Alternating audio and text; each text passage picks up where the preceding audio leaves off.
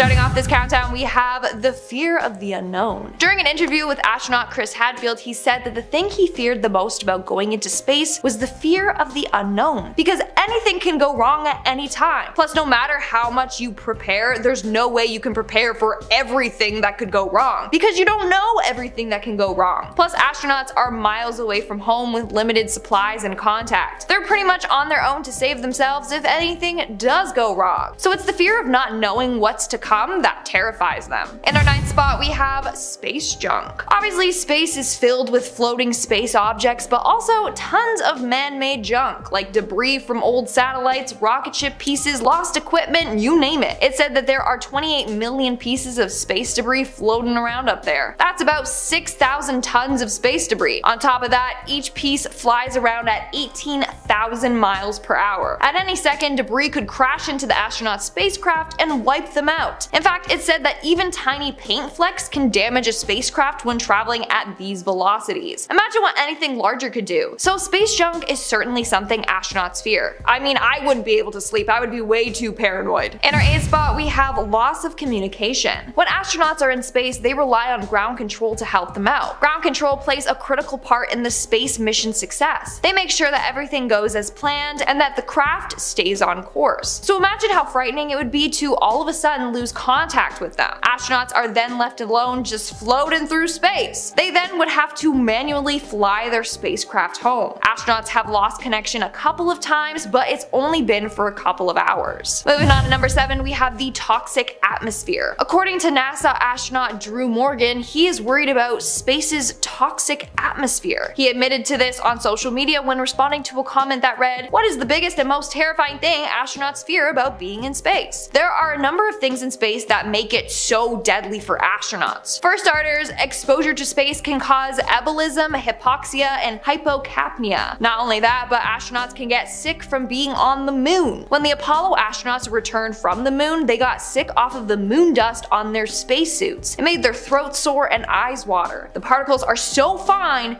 but sharp like glass. In fact, it said that, and I quote, "Particles 50 times smaller than a human hair can hang around for months inside your lungs. The longer the particle stays, the greater the chance for toxic effects." But there are so many other things in space that can have a negative impact on the astronauts, like exposure to UV rays and radiation, which can cause cell mutation. Also, there's no pressure in space. The lower the pressure, the lower a liquid's boiling point is. But since in space there is no pressure, the boiling point can easily drop to an astronaut's body temperature, meaning their blood and other liquids in their body would start to boil. Not a pleasant way to go, that's for sure. In our 6th spot, we have the depressurization. Astronaut Drew Morgan claims that astronauts are also scared of depressurization. He said, and I quote, "There's always the possibility that we could depressurize or that a hole could be punctured by a micrometeoroid or something and we could leak our atmosphere overboard." So let's say that an astronaut was exposed directly to the vacuum of space. Since space doesn't have atmospheric pressure, the astronauts' lungs will expand and burst. After that, the water in their soft tissues will vaporize, causing their whole body to swell up. Then bubbles would form in the veins, blocking blood flow, and the astronauts' bowels, bladder, and stomach will explode, expelling their contents. But don't worry, the astronaut would die from loss of oxygen first before all of that happens. Still, it's terrifying to think of. We're now at our 5th and halfway mark with getting sick. In space, there's no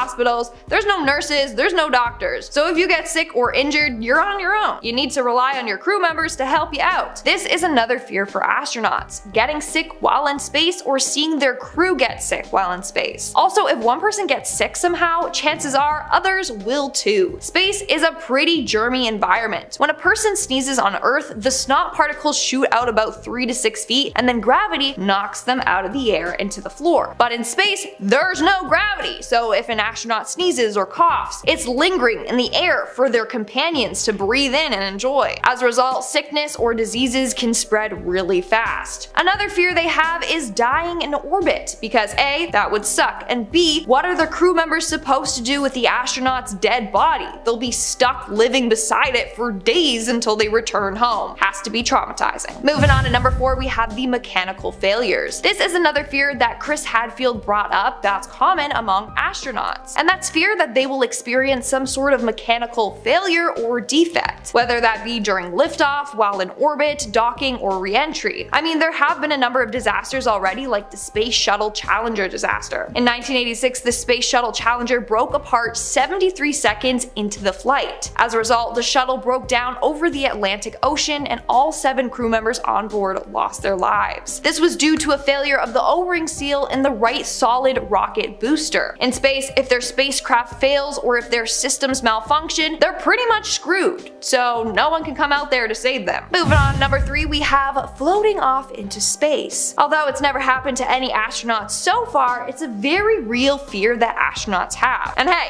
I don't blame them. Anyways, if astronauts spacewalk, they have to tether themselves down. If those tethers fail, oh boy, they're drifting out into space. No matter how much they kick or flail their arms, it won't bring them back to the shuttle. Now, NASA does have these emergency jetpack things that can help fly them back to safety, but if the fuel runs out, they're in trouble. They'll be floating around for 7.5 hours until their breathable air runs out, or until they get hit by space junk and die, or the space junk could cause a hole in their helmet or suit, and then we know what would happen, okay? So yeah, I can see why astronauts are afraid of getting separated from the spacecraft and floating away. Moving on to number 2, we have the re-entry. So let's say everything goes fine. Takeoff was a success, the crew survived orbiting space and landing on the moon. Now the only thing they have left to do is come back home. You'd think that they would be excited, you know, to be back home, eating normal food and, you know, being where gravity is. Turns out returning home is something that they fear, and that's because they could burn up or get destroyed upon re-entry. This happened in 2003 with the Columbia Space Shuttle. Upon re-entering Earth's atmosphere, the shuttle started to disintegrate. Sadly, all 7 crew members on board lost their lives. And now if they do manage to survive re-entry, they gotta worry about landing safely instead of just crashing down full speed into the ground. And in our number 1 spot today, we have the catastrophe. Honestly, I never even thought about this, but according to Chris Hadfield, some astronauts are afraid of a huge catastrophe occurring on Earth while they're off the planet. Now you might think, hey, that's good, at least you weren't on the planet to witness it, but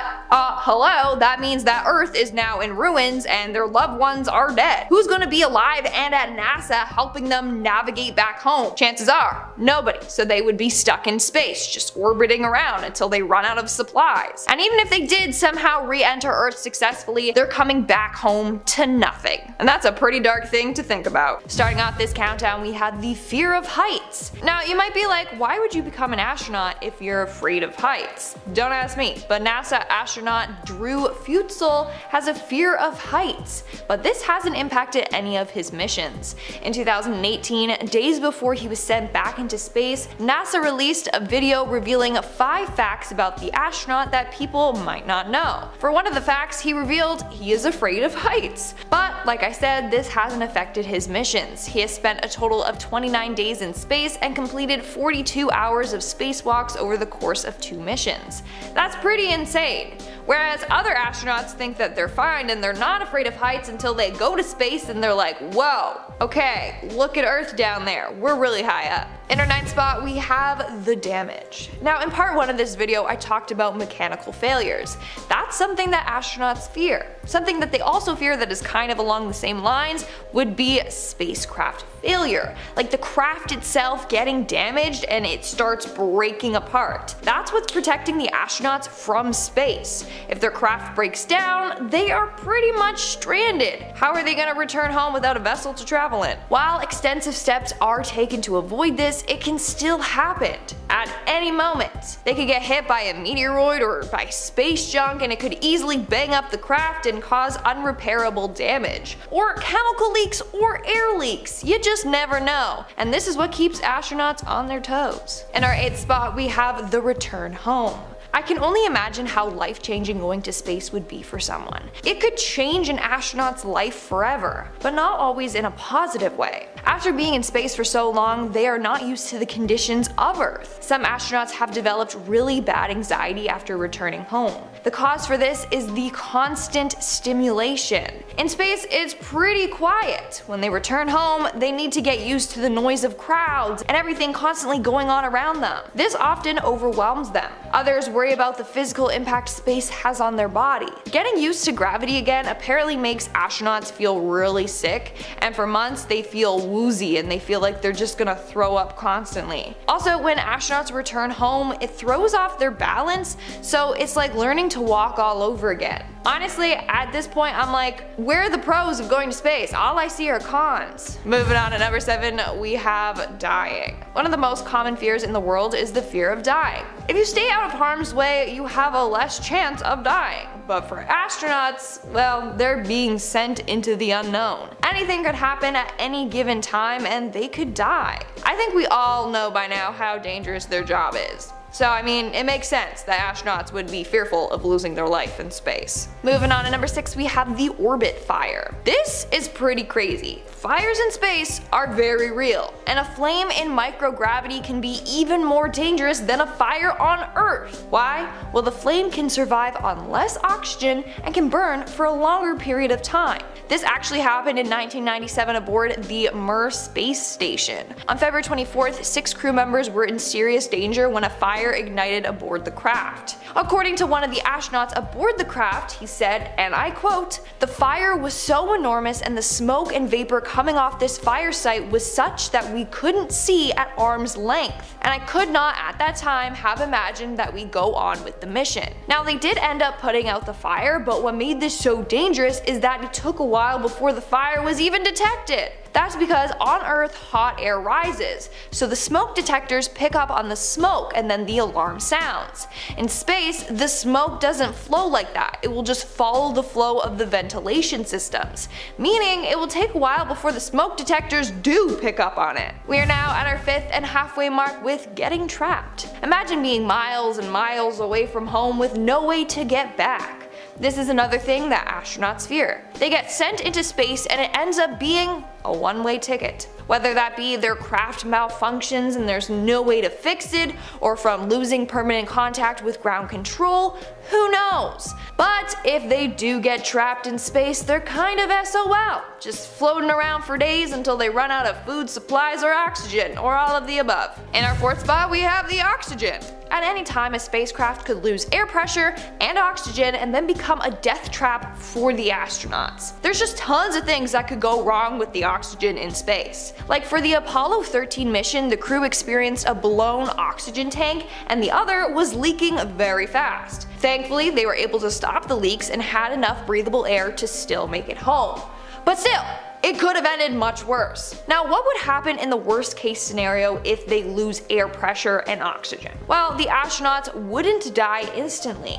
They would black out in about 15 seconds because in that amount of time, deoxygenated blood will have arrived to their brain. With no oxygen, the brain shuts down pretty dang fast. Also, low pressures will force the gas exchange in their body to start reversing itself. So the oxygen will be pulled out of your body and thrown into the lungs, where it's released out of the body. If you try holding your breath, your lungs will probably rupture. Then you'll experience hypoxia, your skin will turn blue, you'll lose vision and convulse, among other nasty things like having your body just swell up. So yeah, I can see why that scares astronauts, yeah. In our 3rd spot, we have the ammonia leak. This is apparently what NASA trainers tell astronauts. They say, and I quote, "If you smell ammonia, don't worry about running the procedure because you're gonna die anyway." How great is that? How reassuring. So liquid ammonia is used to keep the station's electricity generating solar panels cool. However, ammonia is highly toxic. In March of 2021, 2 astronauts doing a spacewalk outside of the International Space Station had to be checked for ammonia contamination. The 2 were outside fixing the cooling system when frozen flakes of ammonia were released. The astronauts had to have their suits inspected for ammonia crystals before returning to the station. If it's brought inside, well, it's hella corrosive and also a huge irritant to one's eyes and lungs. In our second spot, we have the suit problems. Probably the worst time for an astronaut's suit to malfunction would be when they're out on a spacewalk. This happened in 2001 with Canadian astronaut Chris Hadfield. He was out on a spacewalk when his left eye suddenly started to sting and fill with tears. Well, the tears ended up forming a blob of fluid that covered his right eye. So he's got his left eye stinging and tearing up,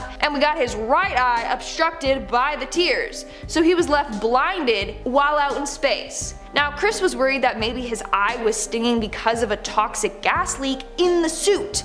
So ground control told him to release all the air in his suit to get rid of the potential contaminant. So this guy's in space, he can't see, and now he's told to get rid of all breathable air. I would be like, hell no, I'm not doing that. But Chris did as he was told, and that did the trick. Turns out, thankfully, the thing that irritated his eyes was the anti-fogging agent that was applied to the inside of his visor. So it was nothing deadly. And in our number one spot today, we have the drowning. Now, you might be thinking, Lindsay, how does one drown in space? Well, it's actually much scarier than you actually realize. And this happened on July 16th, 2013 to ECA astronaut Luca Parmitano during his spacewalk. So Luca was out on his spacewalk when he felt water on the back of his neck. Turns out that some contamination blocked a fan pump in his suit, which caused the water to back up and start filling his helmet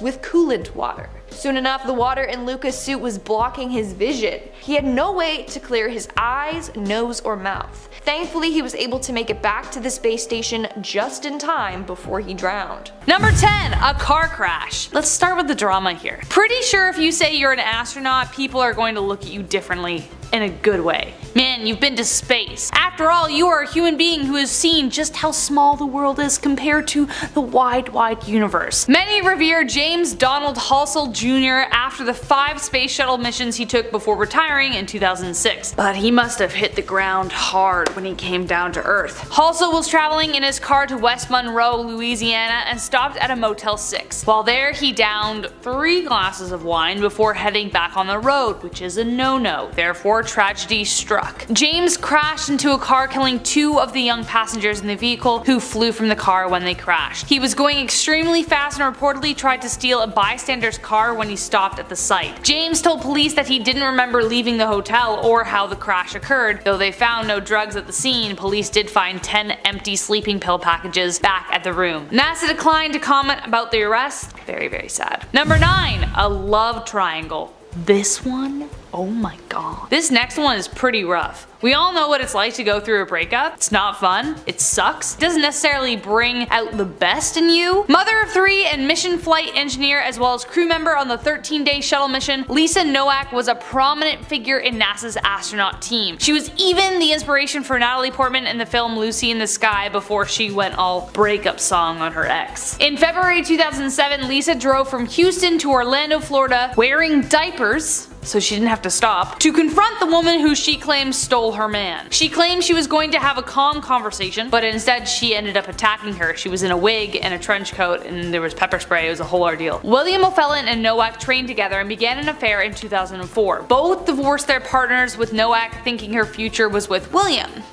Wrong. William started exclusively dating Air Force Captain Colleen Shipman, and he thought Nowak took it well when he told her. Instead, she ended up sneaking into his apartment, read their email exchanges, and well, flash forward to a 900-mile drive, pepper spray, and nightmares Shipman will have for the rest of her life. Initially arrested on the attempted murder charges, they were dropped to less aggressive accusations like attempted burglary and kidnapping. Shipman and Bill are now married, while Nowak, after years of counseling, is doing much better, though she refuses to talk about the event for obvious reasons. I hope you're doing better. Number 8. Married to his work. NASA ended up wanting so little to do with this guy that they actually fired him. Today, divorce is about as common as breakups in high school. Though some happy news, it looks like the percentage is going down, but in the 60s, getting divorced was a major taboo. NASA's astronauts were about the closest thing to comic book heroes the world had ever seen, and they knew that public opinion was a huge part of their funding. So, when an astronaut hero misbehaved, NASA wasn't going to stand for it. Don Easel wasn't exactly a faithful husband, and he rarely visited his son, who was dying of leukemia. He also cheated on his wife multiple times at Cape Canaveral, which was flooded with eager groupies. He gaslighted his wife several times when she asked him to admit it, and when she suggested going to therapy if he thought she was crazy, he replied, "But I'll lose my job." Dawn and Harriet at last divorced, and NASA soon followed, firing Dawn as well. Bye, Dawn. See you later. Number 7. The Astronauts' Wives Club. Hoo, not a fun time. Speaking of astronauts behaving badly, let's talk about the reports of the Astronauts' Wives Club. These lovely ladies were used to a measly military pay when suddenly they became celebrities overnight, and given the aforementioned squeaky clean image NASA wanted to protect,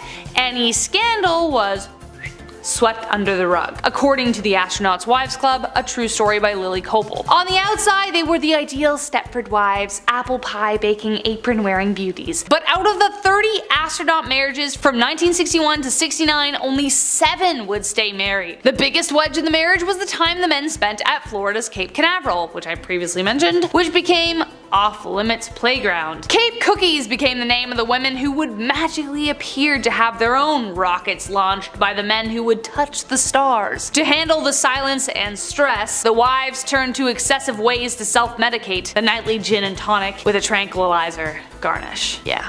Pretty rough. Number 6. Fireflies. Ice particles, they said. Part of the capsule heat shield, they said. Could it have been that John Glenn saw something else instead? Glenn was the first American astronaut to orbit the planet in 1962. He was also one of the good ones. He and his wife Annie were married for 73 years. In fact, when he left to fight in World War II, he told her, and I quote, "I'm just going down to the corner store to get a pack of gum," to which she replied, "Don't be long." He said that every time he went away to war. She kept a gum wrapper in her purse every time after that. Anyways, grab a tissue, that's super cute, let's continue. Glenn, while flying over Australia, saw strange floating mass like tiny little stars outside the Friendship 7 capsule. When he tapped on the window, they flew off. Mission Control were at first concerned the anomalies were fragments of the heat shield, but that wasn't the case. No, it was something else. NASA has since explained the sighting as ice particles, but up until his death in 2016, Glenn never really believed it. His wife Annie finally joined him at peace, passing away due to COVID complications at the age of 100 in May 2020. Number 5. Space music. According to the Guinness Book of World Records, the first song played in space was Jingle Bells on the 16th of December 1965. It was broadcasted during NASA's Gemini GA spaceflight. Though there have been several musicians played out there in the big space ever since, there remains an artist unknown. Eugene Cernan in the Apollo 10 space capsule reported hearing a strange kind of music during a mission. What he described as a strange musical whistling sound, like how you would imagine space music to be, like the I can't do it. Just imagine very sci-fi. He reached out to NASA Mission Control to see if they'd heard it too. According to the mission transcripts released in 2008, the sounds were recorded. Of course, alien theories have spread far and wide, but NASA made no comment. Then, in the Apollo 11, Michael Collins recorded hearing the same sound while orbiting the moon. This time, NASA was prepared. They said it was, and I quote, "interference between the LMs and command modules VHS radios," unquote.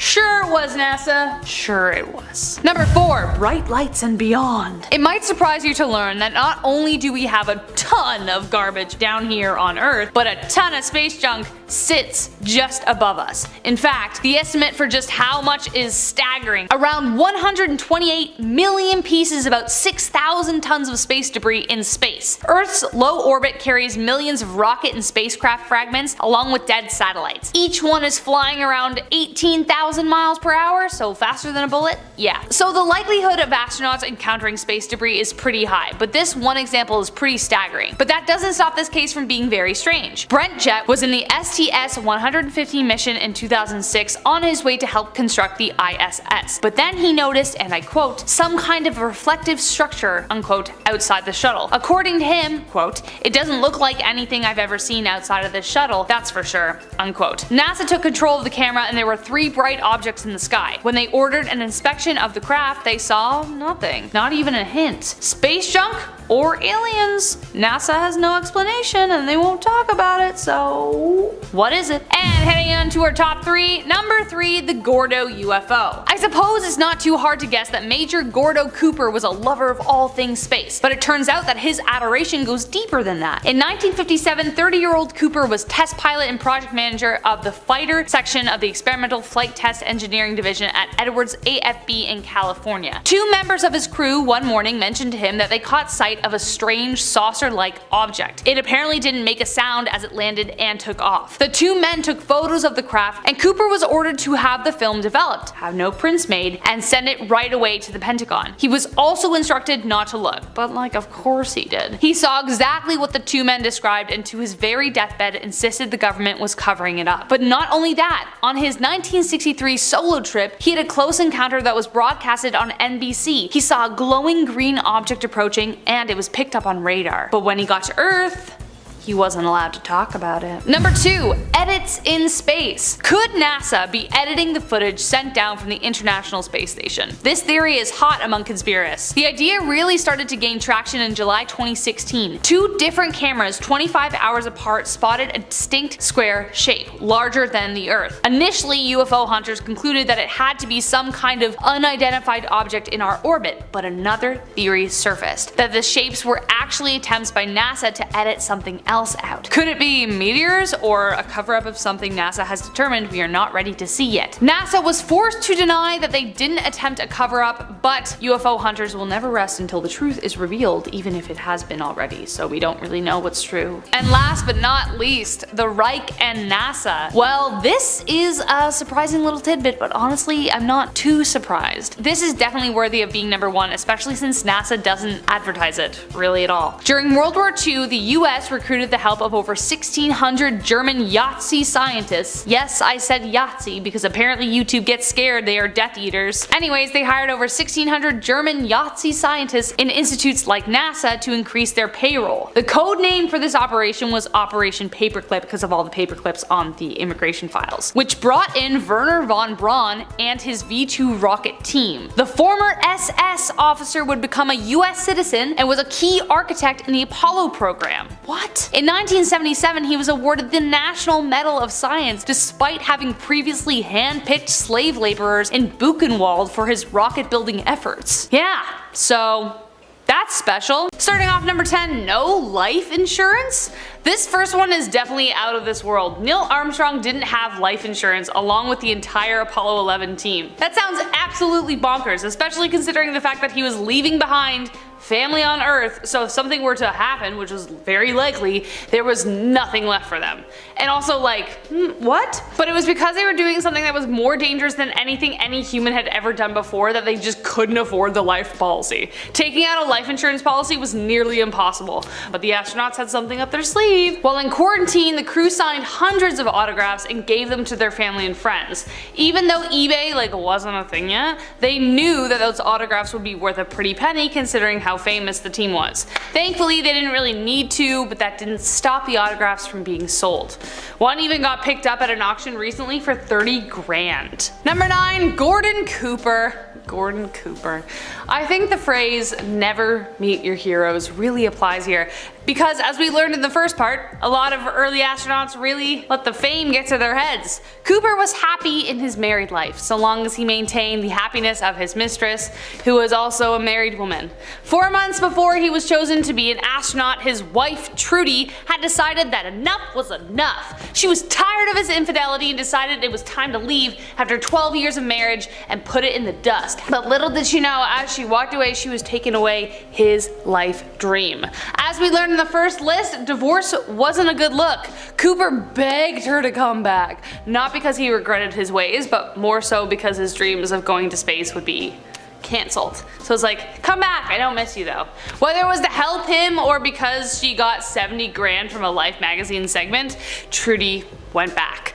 They stayed married until he retired in 1970, when it no longer mattered if he was married. So hopefully Trudy got out of there. You know what I mean? Number 8, hidden treasure. Speaking of Mr. Cooper though, he did make some interesting discoveries up there in the sky that he kept pretty close to his chest. Cooper was apparently very talented at spotting sunken ships in the ocean from up in space. Gordon flew on the Faith 7 flight in 1963 and spotted several anomalies that had the potential of being, I don't know, gold-soaked shipwrecks? When he got home, he put them all on a map, which was a decade-long project. He hunted down and coordinated which ships they could be, but didn't tell anyone until decades later. The discoveries came out in 2017 when a treasure hunter, Daryl Miklos, used the maps Cooper made to make a TV show. There were 100 sites Cooper speculated were shipwrecks, and the first 5 were correct, and he just kept turning up right. Good for you, Cooper. Good for you. Number 7, what's the buzz? Speaking of buzz, remember to head over to Bumblebee if you want to see more of me doing this, because this is what we do over there too, but quirkier.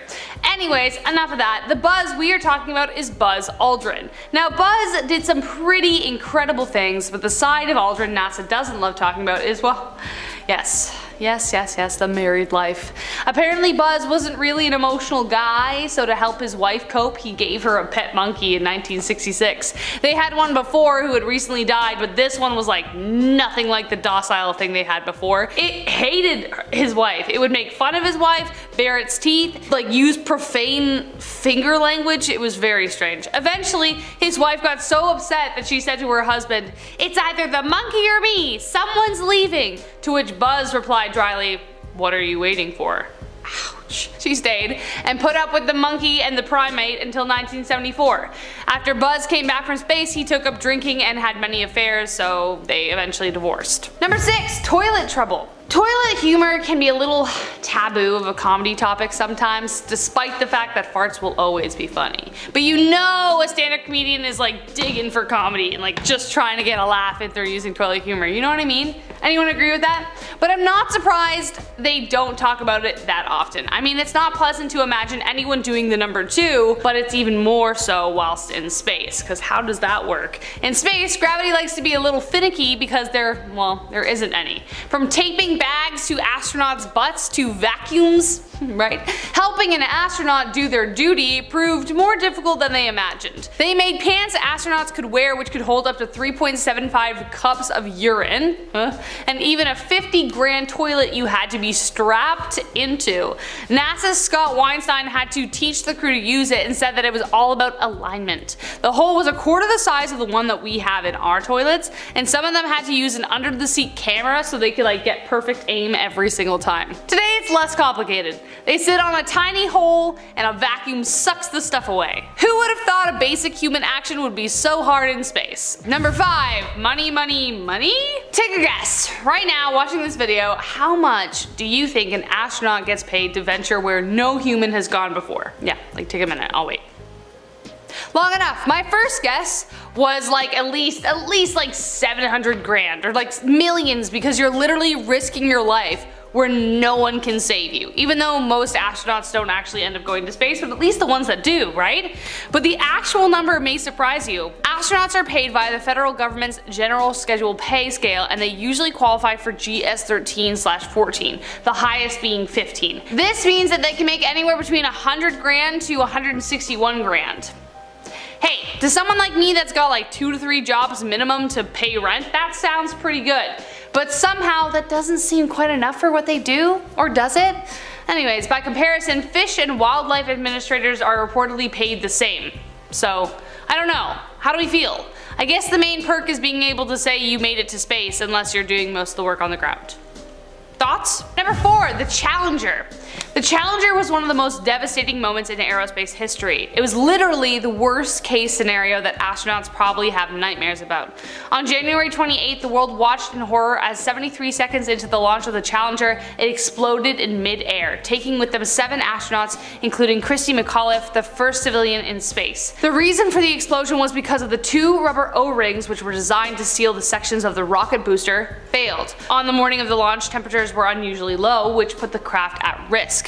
Engineers warned against launching. Due to media hype and the pressure, they pressed forward, which was the deadliest mistake they could make. NASA tried to ease the public by saying the crew was probably unconscious when it happened, but more research revealed that they were awake and aware. So Needless to say, not something astronauts love talking about. Number 3, Thad Roberts. This next one isn't entirely PG, so like there's a warning for you. But Thad Roberts decided one day that the Mile High Club just wasn't cool enough for him. Thad Roberts always wanted to be the first man on Mars, but he ruined his chances of that for life. I don't know why. Thad stole $20 million worth of lunar rock so he could touch the stars. He, along with accomplices Tiffany Fowler and Shay Soar, used their official IDs to break in and steal the safe the rocks were in. They took it to a motel, broke it open with a chainsaw, and then scattered them on the bed. Tiffany and Thad then joined the 384,000 kilometer club before trying to sell them to an interested buyer. However, their lovemaking contaminated the rock samples, which made them useless to the scientific community. They were eventually caught by the FBI, and Roberts was sentenced to 8 years in prison. Also, he could say he had sex that was out of this world. Next up, number 2, questionable water. This next one isn't technically a secret, but it's definitely something that's a little embarrassing to talk about. We've talked about some crazy survival stories on Bumblebee channel, and one of them included drinking urine to survive. Something a lot of survivalists don't recommend unless absolutely desperate. Essentially, if you consume your own urine, you are consuming the toxin your body tried to get rid of. But NASA has found a pretty neat way to make it fashion. Astronauts in space actually drink their own urine, but that's after the ship has transformed it back into water. They've been drinking their recycled urine since 2009 aboard the ISS, so I guess anytime they are thirsty, they just go to the washroom. The toilet they use, as mentioned above, uses powerful acids to help control fungal and biological growth. They don't recommend doing this without this technology, obviously, just in case that idea popped into your head. Currently though, they are looking at tech that might be able to pull water from the air, but they are still far from that. And last but not least, the Apollo 11 hoax. The moon landing hoax is still alive and well, and true or untrue, astronauts aren't likely to be heard talking about it because it lives in the realm of conspiracy. We have probably talked about it on this channel. If you can find one video about it, post it below. On July 20th, 1969, the first astronauts landed on the moon. It was a race between the US and the Soviet Union to put their flag on some moon cheese, and we beat them. They beat them. I'm Canadian. Right? Forgot. But ever since conspiracy after conspiracy has sprung, 5% of Americans reportedly still believe that the moon landing was faked. About 16 million people. You would think that NASA would just like put this conspiracy to bed, but the video that showed the landing apparently disappeared.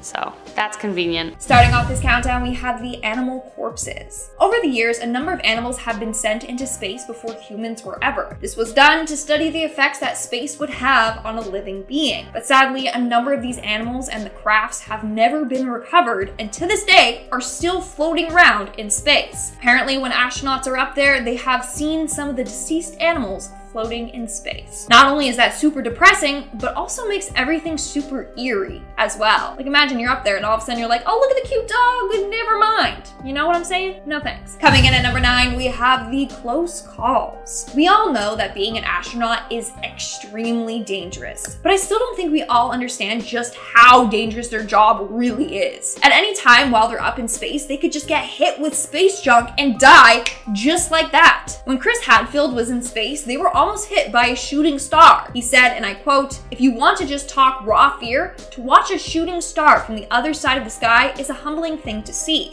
because it's no longer just a pretty sparkler like a free firework in the sky. Instead, it's this big thing that could destroy your spacecraft at any time and easily kill you." I swear, I would never be able to sleep while up there. I'd be too paranoid the entire time. Moving on at number 8, we have the readjustment. Apparently, astronauts have a really difficult time readjusting when they get back to Earth. Not only are they back to a place where there's gravity, but being in space in the first place really impacts the body. First off, getting used to the gravity apparently makes astronauts feel really sick, and for months they just feel woozy and feel like they're gonna throw up constantly while back on Earth. And also, when you return, it throws off your balance, so it's kind of like learning to walk all over again. Not only that, but it's emotionally draining as well. You have to get used to the noise of crowds and the constant stimulation from everything going on around you. This often overwhelms the astronauts when they return home. And lastly, apparently astronauts can get taller in space. And I mean, if you're on the shorter side, then this is probably a dream for you. But no, apparently it's super painful. You grow in space and then you come back down to Earth and you shrink in size, and it can cause extreme back and leg pain for for years. And at number 7, we have the radiation levels. While in space, astronauts are exposed to approximately 50 to 2,000 millisieverts during a 6-month period. Being exposed to 100 millisieverts puts you at a huge risk for developing cancer. Not only that, but they are at a risk for gene mutation, which can affect their future children. I'm telling you, astronauts literally sacrifice their entire lives just to go to space. It is crazy. In our 6th spot today, we have the trained PA. Okay, I certainly never knew about this, and it's quite wild to think about. But when astronauts are in space, they can't tell when their bladders are full. That's because the urine is floating around in the bladder instead of being at the bottom of the bladder. So astronauts aren't able to tell when they have to go pee. They can only ever tell when the bladder is almost full, which obviously can cause bladder and kidney problems. So what astronauts have to do is undergo special bathroom training. They are actually trained to relieve themselves every 2 hours. That's insane when you really think about it. Like, the training they go through is intense. They really have thought about everything. We are now at our 5th and halfway mark with the germs. This is another thing that we don't really think about when we think of astronauts. But basically, being in a spaceship is a really germy environment. Think about it. When a person sneezes on Earth, the snot particles shoot about 3 to 6 feet, and then gravity just knocks it down, you know? But in space, there's no gravity. So if an astronaut sneezes or coughs, their particles are lingering in the air for their companions to breathe in and enjoy. First off, gross. Second, this allows sickness to spread very, very quickly on board, which is a huge hazard. And at number 4 today, we have the flesh falling off. Yes, it's as horrific as it sounds. Basically, after a month in space, an astronaut will lose chunks of flesh off of their feet. All the calluses on the bottom of their feet will fall off. On the plus side, their feet will be as smooth as a newborn baby. The negative side, the chunks of flesh will float freely throughout the cabin. In fact, when astronauts take off their clothes, they have to make sure that they do it near a vent so that it can suck in all the dead skin cells. Or else, you'll be minding your own business and then all of a sudden, a chunk of somebody else's foot is just gonna be like floating by your face. Not pleasant if you ask me. Moving on to number 3, we have the smell of space. Apparently, space has a really nasty smell. So if you got a sensitive nose like me, maybe rethink your career choice. People have described the smell as hot metal or welding fumes. Others say it smells sulfurous. The worst description is that it smells like sweaty feet and stale body odor mixed with nail polish and gasoline. No thanks. And it's not like a faint smell. No, it's as if you just stuck your nose right into that bag of mixed unpleasant odors. That smells very unpleasant. Imagine smelling that for hours. That alone would make you feel nauseous. In our 2nd spot today, we have the weakening bones. When in space, astronauts actually have to exercise twice as much. That alone is torture. But if they don't, they run the risk of weakening their muscles and bones. Because on Earth, we are constantly working our muscles by pushing back on gravity. In space, that doesn't apply. A study of 13 International Space Station astronauts found that their bone strength dropped 14%. That's about the same bone strength as an elderly woman with osteoporosis. And that happened within about 6 months in space. That's terrifying. They literally are putting their bodies through hell. And some astronauts, when they return to Earth, have to deal with skinny leg syndrome, which is basically their legs look super skinny because in space there was no gravity to help the blood move down to their legs. They have to suffer with this for months until it returns back to semi-normal. And in our number 1 spot, we have the aliens. Because I can't talk about space without talking about aliens. Now, it may just be that when Neil Armstrong took his walk on the moon, he became the first person to do so, and also the first person to see aliens. So according to NASA, when Armstrong landed on the moon, they lost transmission with Neil for roughly 2 minutes. During those 2 minutes, Armstrong apparently sent this back to NASA, and I quote, "These babies were huge, sir, enormous. Oh God, you wouldn't believe it. I'm telling you, there are spacecrafts out there, lined up on the far side of the crater's edge. They're on the moon, watching us." That last part, they're on the moon, watching us? That's terrifying. So apparently NASA never received the signal, but it got sent to other radio hams. On top of that, Maurice Chatelain, former chief of NASA communications, confirmed that Armstrong did indeed report seeing 2 UFOs. But of course, if you bring this up to NASA, they will deny all claims, and they apparently lost all original recordings, which sounds hella suspicious. Like, how do you just misplace these recordings? Okay, NASA, okay. Alright, coming in at number 10, we have space snakes. Dr. Musgrave is a trustworthy man, or at least his credentials suggest he must must be. Not only is he a NASA astronaut, he has 6 degrees, and he's a doctor and a mathematician. He has made 6 space flights, and he believes that there is life out there. In 1994, he said, "On 2 of my missions, and I still don't have an answer, I have seen a snake out there." What? It's not just a wee little space snake either. He said that it was 6, 7 or 8 feet long. He said that the snake followed him around for a long period of time and he tried to communicate with it. Space snakes, honestly. Dr. Musgrave thinks that they must have their own propulsion technique, which honestly is just baffling and is a can of worms or snakes. Coming in at number 9, we have asteroids. Astronaut Chris Hadfield conducted a Reddit AMA and he discussed something that scared him. He said, "Sometimes we hear pings as tiny rocks hit our spaceship, and also the creaks and snaps of expanding metal as we go in and out of sunlight. The solar panels are filled with tiny holes from micrometeorites." Honestly, that really terrifies me as a person who's like a bit scared of flying in an aeroplane. This would deeply stress me out. He also said, "I watched a large meteorite burn up between me and Australia, and to think of that hypersonic dumb lump of rock randomly hurtling into us instead sent a shiver up my back." Like, I'll say Chris, mate, Jesus. Coming into number 8, we have the formation. Gordon Cooper, the last American to spend time in space alone, has had a couple of very strange experiences in the skies. The first happened when he was a member of the Air Force. He was flying with other pilots in 1951 when he saw, I quote, "a vast armada of UFOs flying in formation at extremely high altitudes." I'm sorry, but vast armada, that is terrifying, not just one curious UFO, a whole fleet. On top of that, in 1963, Cooper was shot into space aboard a Mercury capsule to circumnavigate the world. As he was passing Perth, he noticed a fast-flying green object that was also picked up by Australian tracking systems. Now, the press were briefed that they were not allowed to talk to him about this. Why? Like, seriously, why? Coming into number 7, we have the check mark. American astronaut Leroy Chiao was the commander of the International Space Station in 2005. During his time up there, he saw some extremely weird things. He explained his encounter to the Huffington Post by saying, "I saw some lights that seemed to be in a line and it was almost like an upside down check mark, and I saw them fly by and I thought it was awfully strange." Could this have been the formation that Cooper was talking about? Some skeptics even tried to pass the lights off as far off fishing boat lights from Earth, but to be honest, I'm skeptical of those skeptics. Coming in at number 6, we have magnificent desolation. What is it like on the moon? Utterly terrifying according to Buzz Aldrin. Buzz, as we know, was the second man on the moon. Yes, televised recordings of the moon can be seen, and yes, we have high-res photographs, but truly knowing what it feels like to be up there is something only a handful of people can talk to us about. In a Reddit AMA, Buzz Aldrin describes his experience. He said, "My first words of my impression of being on the surface of the moon that just came to my mind are magnificent desolation." He continued by saying, "There is no place on Earth as desolate as what I was viewing in those first few moments on the lunar surface.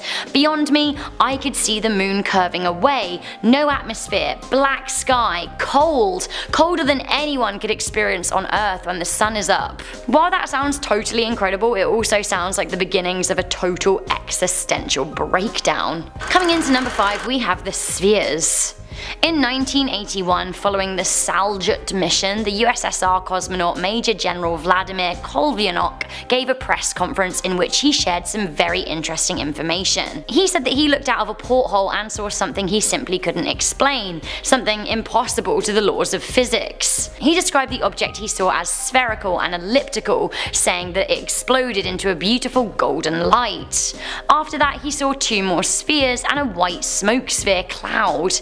Then, as they flew through the Terminator, the name for the zone between light and day, he lost sight of them. Honestly, how fascinating and terrifying at the very same time. To me, it's also weird and interesting how Russia appears to be more forthcoming in discussing things that they've seen in space, whereas the United States are keen to keep a lid on it. Why do you think the United States are so heavily guarded on what they'll say about what they've seen in space? Honestly, I don't know. Coming into number 4, we have the knocking. In 2003, Yang Liwei was the first Chinese astronaut to be propelled into space. Now I understand the loneliness of space might send you a little bit mad, but he said one night that he heard a strange and continuous knocking. He said, and I quote, "Someone was knocking on the body of the spaceship just as knocking an iron bucket with a wooden hammer. It neither came from outside nor inside the spaceship."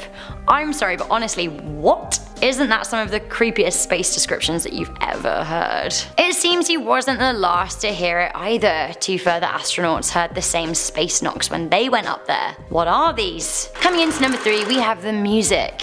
Listening to the transcript of the words said on board Apollo 10 is bone chilling. The spaceship passed by the dark side of the moon, and as it did, the astronauts heard a very weird ethereal music. This is what was said between Eugene Cernan, Thomas Stafford and John Young. That music sounds out of spacey, doesn't it? Do you hear that whistling sound? Yes. Boy, that sure is weird music. We're gonna have to find out about that. Nobody will believe us. Later Cernan said, "That eerie music is what's bothering me. You know what? I hear it too. Who is going to believe it? Nobody. Shall we tell them about it?" I don't know, I think we ought to think about it some. It seems that the Apollo 11 crew heard it too. What was it? We don't really know. Coming into number 2, we have heat is rising in the capsule. So this is really sad and really disturbing, so do skip forward if you aren't ready for something truly terrifying. In 1967, Russian cosmonaut Vladimir Komarov did not make it back to Earth alive, something he suspected would happen when he agreed to be the solo pilot of the Soyuz 1. His spacecraft malfunctioned and he was quite aware he was going to die. Some of the last things he said can't be translated into words. He was screaming and crying words of anger. Among the last words that can be deciphered are, "The heat is rising in the capsule" and "You've killed me." Honestly, that makes me so sad. Finally, coming into number 1, we have "They're watching us." Neil Armstrong, the first man on the moon, had something very scary to say when he arrived at the moon in the Apollo 11 mission. It was something he spoke about once but never spoke about again. In a secret transmission to NASA, according to the retired chief of communications system Maurice Chatelain, the first man on the moon's first words were actually, "Oh God, you won't believe it. I'm telling you, there are other spacecraft out here lined up on the far side of the crater's edge. They're on the moon watching us." Now this wasn't heard by the world as the broadcast was dropped for 2 minutes. Armstrong never spoke about it again, although a lot of credible sources have confirmed that this is what he said.